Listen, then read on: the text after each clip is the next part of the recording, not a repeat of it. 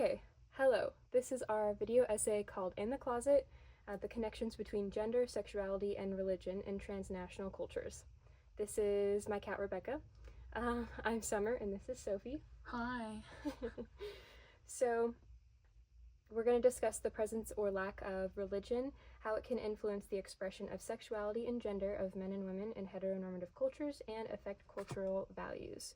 We have 3 points we're going to talk about.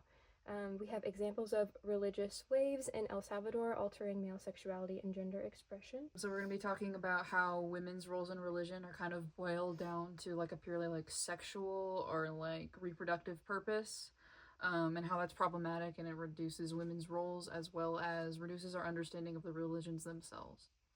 And then the third point is how religion can have a massive impact on the interpretations of cultural values and acceptable forms of behavior.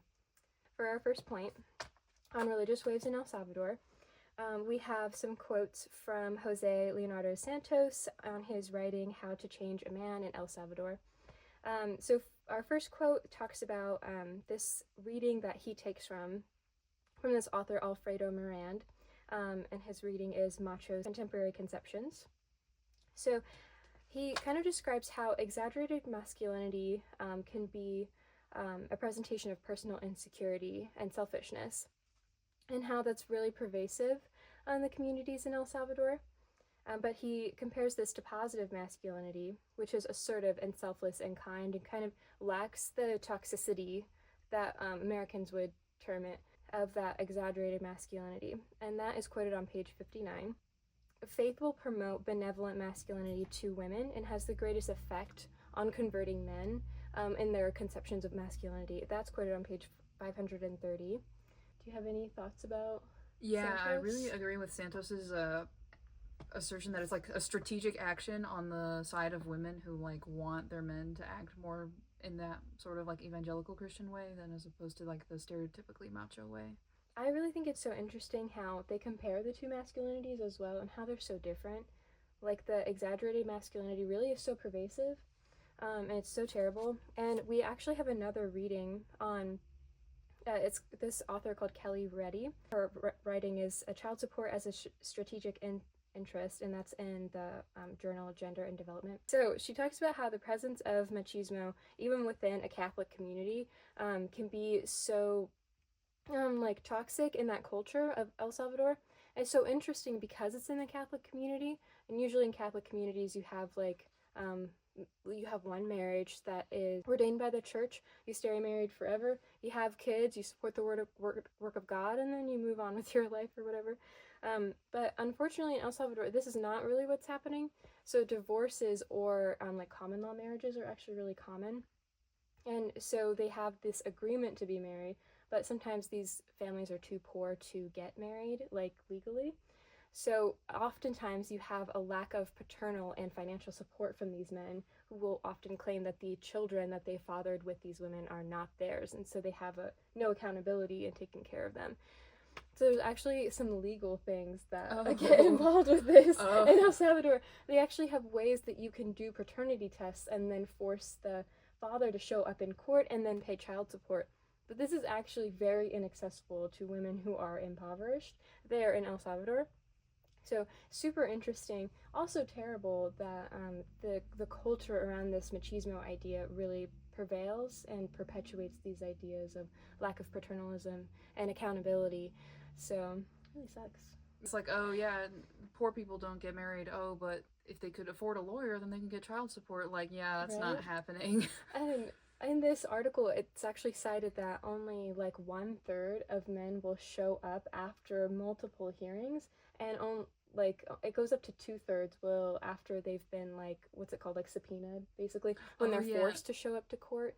But only 2/3. That's 30% of families who are still not receiving support.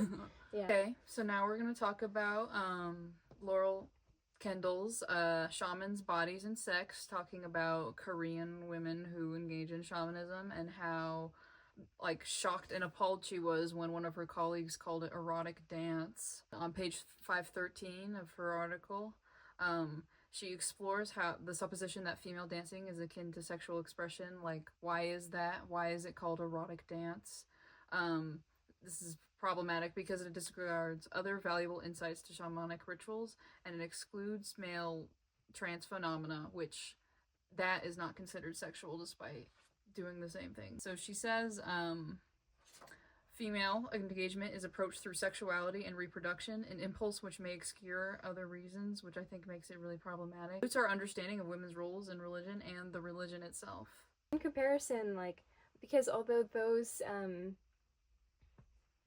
rituals are misread as sexual when they're actually an expression of religious piety, and an expression of like worshiping the gods, we have a comparison with the Girama funerals. Yeah. So Janet McIntosh wrote an article called "Tradition, Threat, Obscenity, and Girama funerary rituals." Sorry, I don't know how to pronounce that word.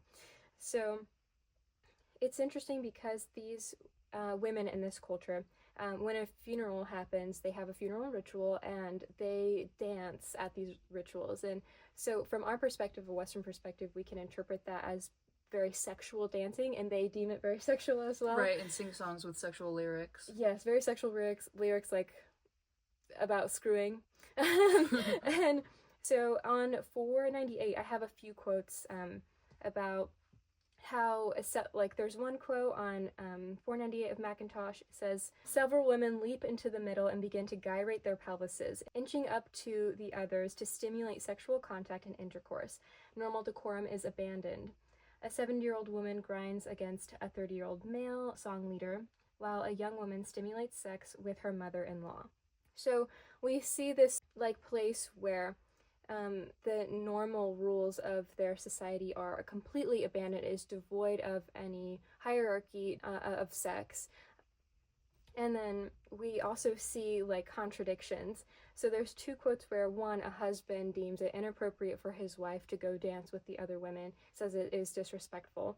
But on the same page, we see three very young girls who pull another woman in, who happens to be McIntosh, and an elder woman who is dancing glares at them because she does not believe, like many people in this community, she does not believe that young unmarried women should be dancing in these funerary rituals, which is a very interesting juxtaposition of what's going on in the culture, and also compares so vividly to the shamanic rituals that we read about as well, because in some ways it's allowed in some cultures, in other ways it's not allowed in other cultures, or it's not what is going on.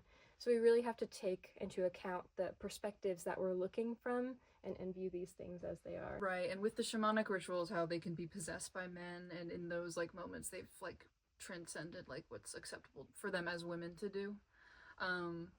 But I think the Jirama rituals, it's a very like, does it really challenge what women are allowed to do, because it's such a center of like discourse surrounding like what they can and can't do. That's it, and that's such an interesting question, because it's almost like they're allowed to do this because in everyday society they're not allowed to do it. Right. And so it's a real display of the gender roles. So very interesting. Right, and then when men say they can or can't do it, it's like another. Yeah, it's another pervasive like patriarchal idea that's still instilled and what is it, followed like just in these situations where it's not supposed to be. So it's interesting. But also on page 508, McIntosh does clarify that we should not see these things as female ritual unruliness. We should see them as representations of the nuances of everyday life and interpret them that way. So our third point is about how religion can have a massive impact on the interpretation of cultural values and expressions of acceptable forms of behavior.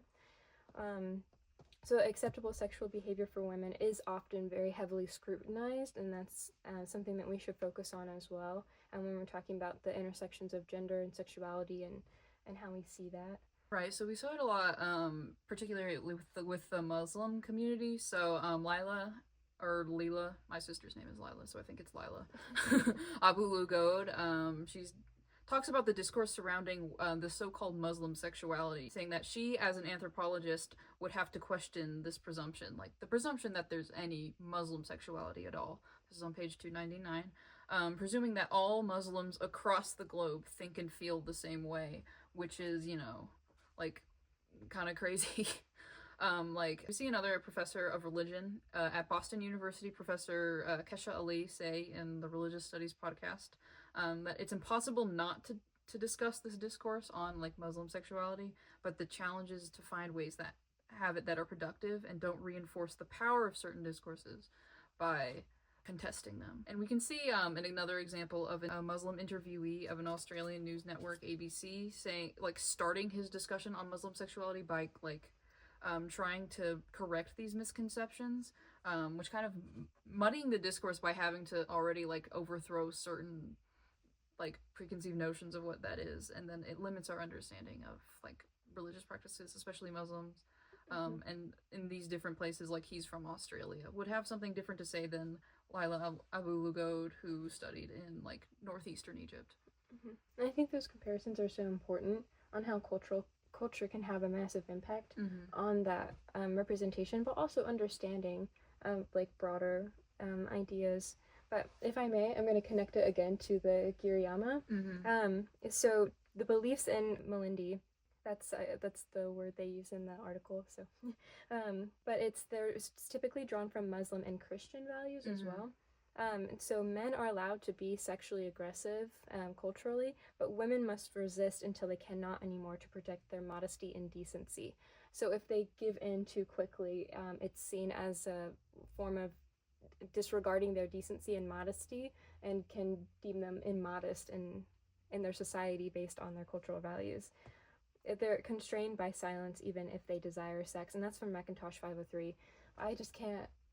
Sometimes it's so hard to understand from other cultural like perspectives, but it's so important to take those lenses, like our Western lenses, away to really understand what's going on culturally. Yeah, speaking of Western lenses, in Hinduism, where like the complementary opposition of male and female is a key symbolic referent, as said by Reddy and Nanda in their article on page 326. They talk about how like gender fluidity, transformations of sex and gender are meaningful and positive themes in that, or were pre-colonization, like imposition of Christian values, and how hijras, who are like historically a very prominent religious figures, were kind of shunted off to the back and like said, you're not important, you're weird and strange, basically. And that's in their article, Hijra's Alternate Sex Gender in India, right?